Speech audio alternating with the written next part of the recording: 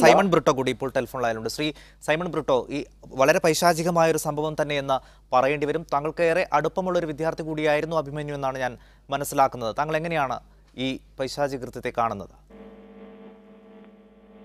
Hello, Shri Simon Britto. അതായത് ഇത് കൊലപാതകം എന്ന് വെച്ചിട്ടുണ്ടെങ്കിൽ സാധാരണ എല്ലാ ക്യാമ്പസുകളിലും നടക്കുന്ന ഈ ഇഷ്യൂസ് എന്ന് വെച്ചാൽ പരസ്പരം തുല്യ ശക്തികളായിട്ട് വരുമ്പോഴാണ്.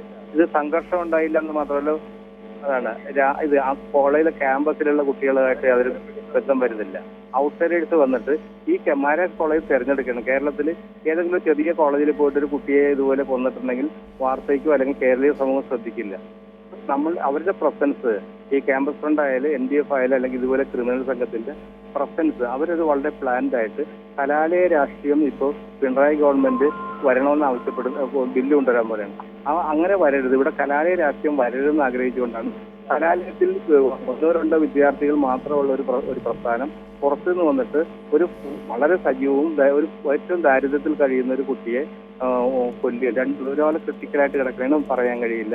അർജുൻ എന്ന് പറയുന്നത് അത് ചെയ്യുന്ന ബോധപൂർവം ഈ തലച്ചോറ് പലവട്ടം ആലോചിച്ച് പ്രീ പ്ലാൻഡ്, അത് വളരെ ക്രിമിനൽ ചിന്താഗതി വെൽ പ്ലാൻഡ് ആയിട്ട് സയന്റിഫിക് ആയിട്ട് അവർ ചെയ്തേക്കാണ്. ആ കുത്തിന്റെ സ്വഭാവം അങ്ങനെയാണ് കാണിക്കുന്നത്. ഇത് വളരെ പരിചയസമ്പന്നരായിട്ടുള്ള ജക്കാൾസ്, അതായത് ക്രിമിനൽസ് ആണ് അത് കുത്തിയേക്കുന്നത്. സൈമൺ ബ്രിട്ടോ, എനിക്ക് തോന്നുന്നു അഭിമന്യുവിനെ താങ്കൾക്ക് വ്യക്തിപരമായി തന്നെ അറിയാവുന്ന ഒരു വിദ്യാർത്ഥി കൂടിയാണ്. എന്റെ വീട്ടിൽ വന്ന് 2-3 ദിവസമൊക്കെ കിടന്നുറങ്ങി എനിക്ക് എന്റെ എഴുത്ത് യാത്രാ വിവരണം എഴുതി തന്ന് വർത്താനം പറഞ്ഞ് ഭക്ഷണം കഴിച്ച് കിടന്നുറങ്ങി തള്ളി തന്ന് കുളിപ്പിച്ച് ഒക്കെ ചെയ്ത ഒരുത്തനാണ്.